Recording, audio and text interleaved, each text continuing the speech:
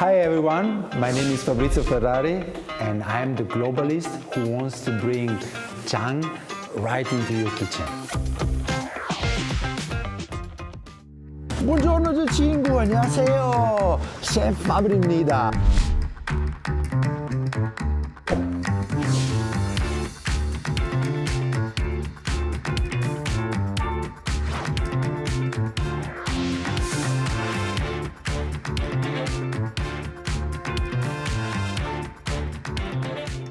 Look at this.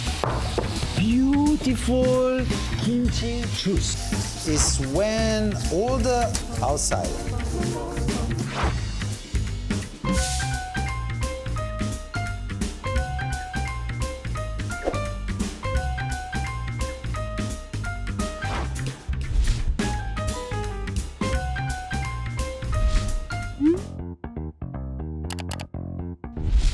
Our life changed.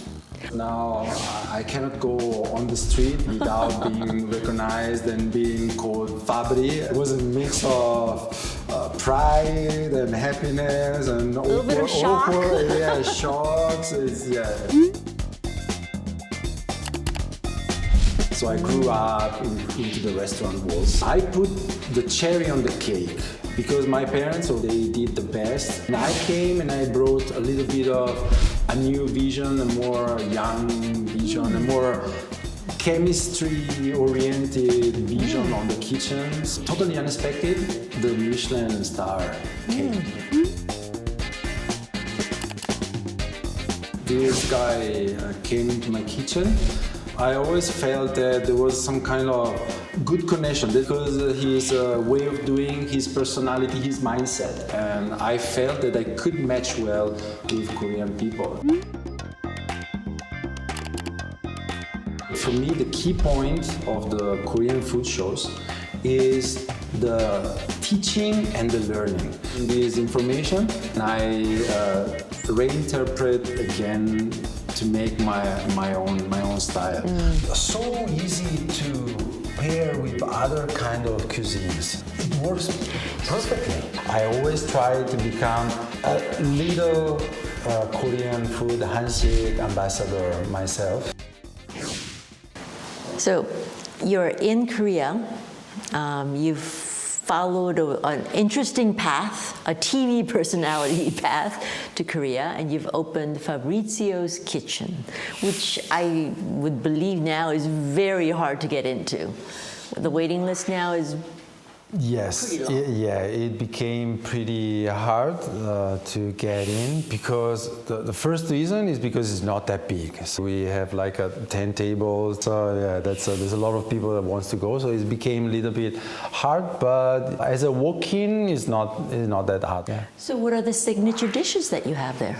The concept of the restaurant itself that I really wanted to make here in Korea is offering the real Italian cuisine as the Italian moms do at home. So I really wanted to make it very casual, very like an Italian trattoria. Trattoria is a kind of a no-po.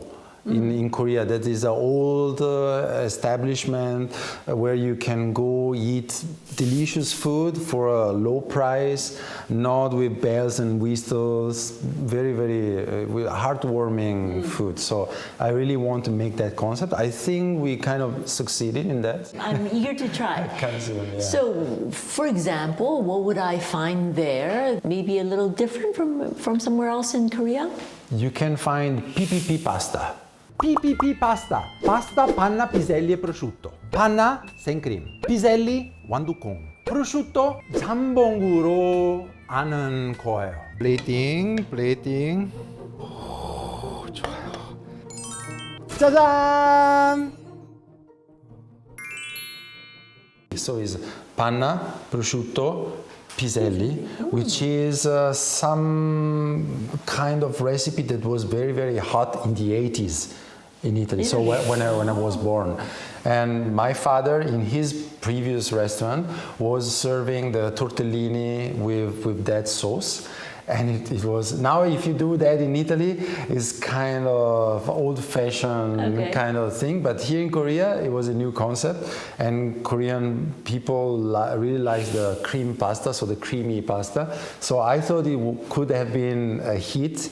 Feels like it would be a very, very kind of dish you would find not in Italian restaurants, but Italian homes. Exactly. That was. I really wanted to send this message, and at the same time, if I ever open a Korean restaurant in Italy, I would like to serve this kind of feeling also in Italy. So the nopo, the very old establishment feeling also in Italy, no fancy things. You have a genuine feeling for what is loved in Italian homes as Italian food.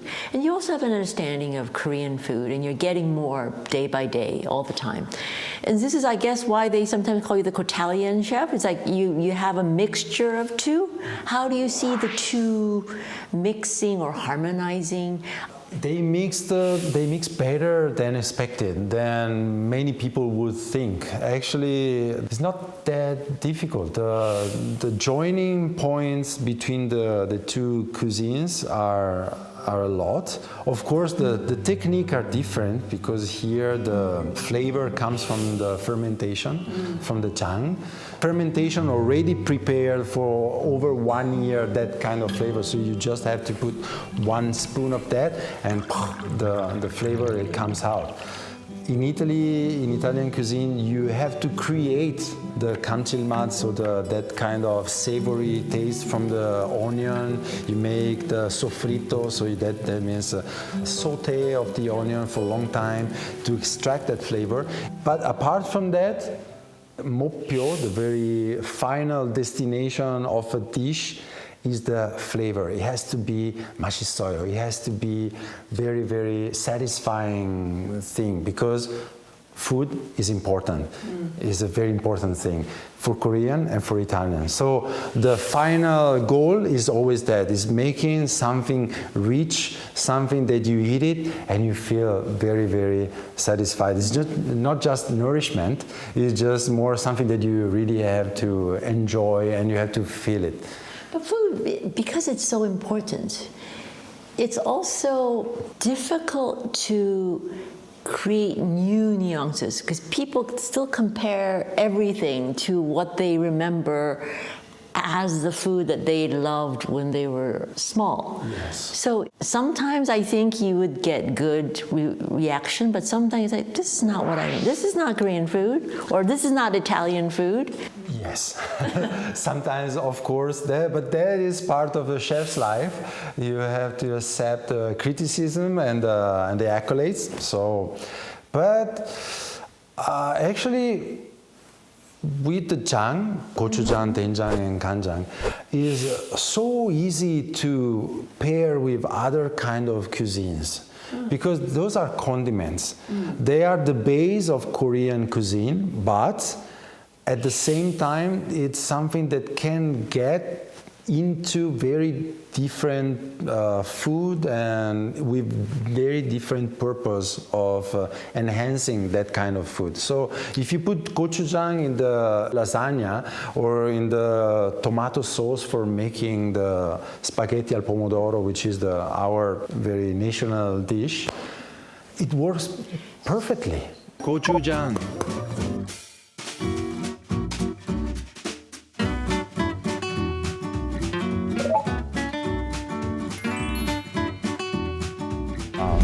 된장 잘 묻어서 자, 끝! 파스타 된장에 빼빼. 너무 맛있는 한식 스타일 이탈리안 요리예요.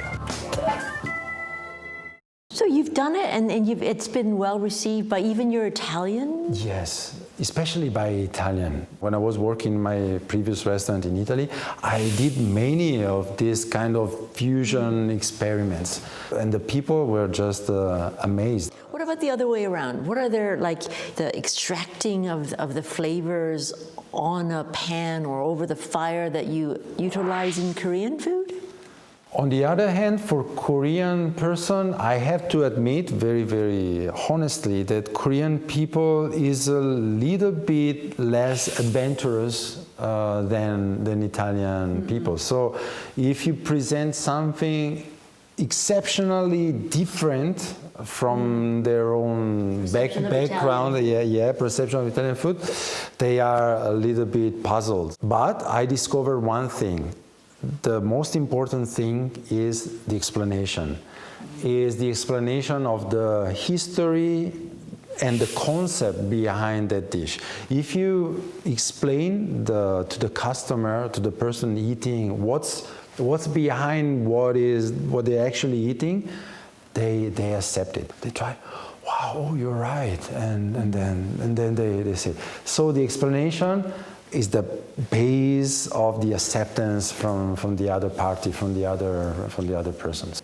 And that enhances the understanding of the other culture as well. Well, K-food overall has now become much more popular than it ever was, really? So, ever. Yeah, and it keeps getting hotter and hotter. It's very, I think it's the very new wave of the Asian cuisine, because the Chinese, the Japanese cuisine, they already did their time. Now is the time of Korean cuisine, because it has some uniqueness to offer. The jang culture, the kimchi culture, the fermented food culture, and lately, even in the fine dining restaurant community, the fermentation became the new trend, the new cool things. So is that fermentation aspect of Korean food, is that what you think maybe the road to Korean food becoming more accepted in the future? Of course, that will play a very important role. And also the way of eating. So for me as a foreigner, when I first came here, the most fascinating thing, and what I still consider the best eating experience that you can do in Korea is the papsan, is the 백반집, going to some kind of this restaurant that gives you a bowl of very delicious white rice with no flavor, and beside delicious soup and a lot of banchan.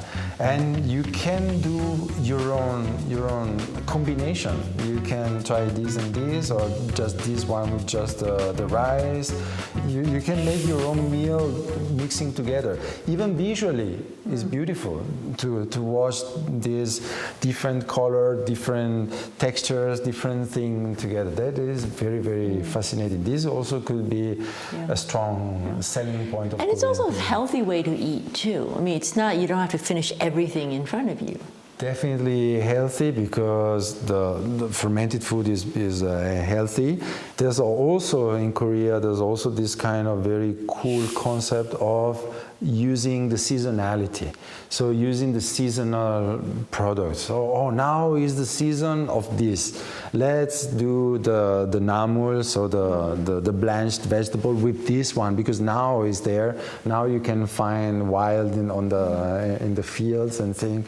So that leads me to my question, which my friend absolutely needed me to ask. So she's a Korean. She has a lot of non-Korean friends, and she lived abroad, and she's had people over to her house. So she's now thinking about what Korean food do I prepare for someone who's never had Korean food? For foreigners, right? For non-Koreans. I think that is kind of a obvious answer, but I think that is the dish, the Korean concept, the Korean food culture in one bowl together, and it's bibimbap. Bibimbap. That is accepted, I think, to like 98% of the whole world population. And there's the bap, there's the rice, which is the base of Korean food. And there's various different vegetables. So the variety, the healthiness, and the different of textures, the harmony, everything in one bowl. And you can tell a story about it. You can tell a story about that. You can tell that bibim means mixing, so it is meant to be mixed. and there's the gochujang yangnyeom, so the seasoning made with the gochujang, so you can even tell the jang. The UNESCO recognized the jang as the heritage of the world, so that is also, there's a meaning also behind that. And it's relatively easy to make. And it's also very easy to make. Yeah. Okay.